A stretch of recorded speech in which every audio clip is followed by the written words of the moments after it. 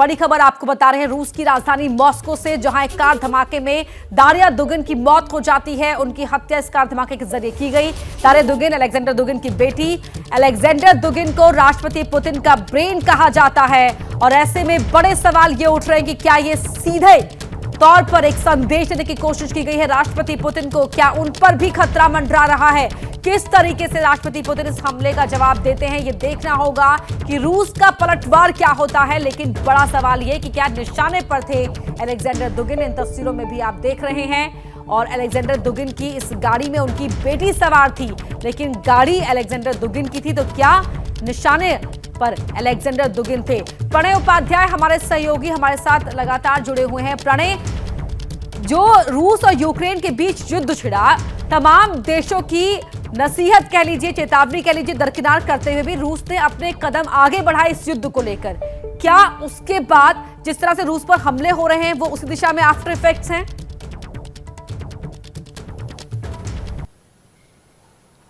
देखिए, इस संभावना से इनकार नहीं किया जा सकता है। और रूस के जो पर जिस तरीके से अभी हमलों का सिलसिला बीते कुछ कहा जाए 3 हफ्तों के अंदर बढ़ा है, चाहे वो क्राइमिया के अंदर हमले हुए हों, चाहे क्राइमिया में एयरबेस पर हमले का मामला हो, या नेवल बेस पर ड्रोन अटैक का मामला हो, या बोल्गोरोद के अंदर एम्यूनिशन डिपो पर हुए हमले का मामला हो, लगातार रूस पर एक तरीके से पलटवार की कवायदें जो हैं वो तेज होती हुई नजर आ रही हैं। रूस के मेनलैंड के ऊपर, रूस के हिंटरलैंड के अंदर हमलों का सिलसिला जो है वो बढ़ा है। तो ऐसे में निश्चित रूप से माना जा रहा है कि इसका ये यूक्रेन वॉर का एक पलटवार का इफेक्ट है। यूक्रेन की तरफ से जो बयान आए हैं उसके अंदर भी इस चीज से इनकार नहीं किया गया है। और रूस के में खासतौर पर मॉस्को के अंदर ये जो हमला है, जिसके अंदर दारिया दुगिन की मौत हुई है, दारिया दुगिन की हत्या हुई है, इस हमले के ठीक पहले जिस तरीके का बयान यूक्रेन के राष्ट्रपति व्लादिमीर ज़ेलेंस्की के सलाहकार वोरोजिन्स्की की तरफ से आया था, उसके अंदर यह कहा गया था कि केवल रूस ही नहीं बल्कि उनकी आने वाली 8 पुश्तें तक याद रखेंगी किस तरीके का पलटवार हम करते हैं। और उसके ठीक बाद, उसके 24 घंटे के भीतर इस तरीके के हमले का हो जाना कहीं ना कहीं कड़ियों को जोड़ता जरूर है। हालांकि फिलहाल आधिकारिक तौर पर न तो रूस ने इसके बारे में कुछ कहा है कि इसके पीछे यूक्रेन का हाथ है, न यूक्रेन की तरफ से इसकी कोई जिम्मेदारी ली गई है। लेकिन युद्ध की स्थिति है, युद्ध दोनों देशों के बीच में चल रहा है और इस युद्ध के दौरान कहा जाता है everything is fair in war. तो इस तरीके से लड़ाई के अंदर इस तरीके के हथकंडों का अपनाया जाना, पॉलिटिकल असैसिनेशन का किया जाना कोई नई बात नहीं है। जितने भी विश्व युद्ध हुए हैं, इस तरीके की हत्याओं का सिलसिला देखा गया है इसके पहले भी। और रूस में पॉलिटिकल असैसिनेशंस की भी अगर बात करें तो रूस में पॉलिटिकल असैसिनेशंस का, राजनीतिक हत्याओं का एक पूरा सिलसिला रहा है। और इसके अंदर माना जाता रहा कि इसके पहले तक जो सत्ता के विरोधी थे या सत्ता के जो क्रिटिक थे, सत्ता के आलोचक थे, उनको निशाना बनाया गया। लेकिन शायद ये पहला मौका कहा जा सकता है जिसके अंदर राष्ट्रपति पुतिन के करीबी को इस तरीके से निशाना बनाया गया हो। और अलेक्जेंडर दुगिन अगर उस कार में बैठे होते तो शायद आज खबर चल रही होती अलेक्जेंडर दुगिन की मौत की। हालांकि अलेक्जेंडर दुगिन उस गाड़ी में नहीं बैठे, उनकी बेटी उस गाड़ी को चला रही थी जो कि हादसे का शिकार हुई, जिसके अंदर धमाका हुआ माइजोव्स्की जो हाईवे है मॉस्को का, वहां पर। और उसके बाद कुछ ही मिनटों के अंदर वहां पर उस कार की धज्जियां उड़ गई, मारिया दुगिन की मौत हो गई इस घटना के अंदर।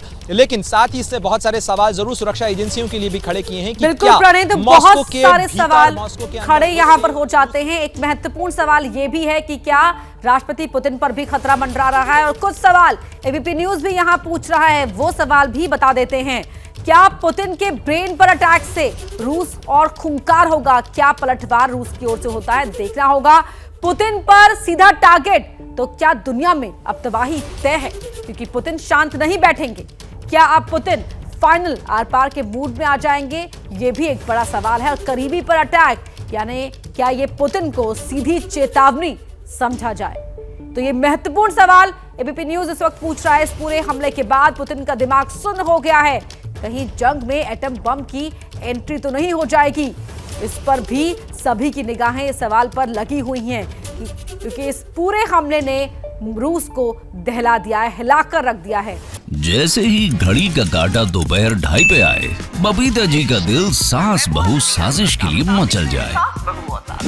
और ये है इनकी बहू, पूरे दिन ऑफिस की टेंशन हो जाए गॉन जब ये करें अपना फेवरेट शो फ्री टाइम पे ऑन। इनकी तरह आप भी देखिए अपना फेवरेट शो अपने टाइम पर और डाउनलोड कीजिए एबीपी लाइव ऐप अपने स्मार्ट टीवी पर।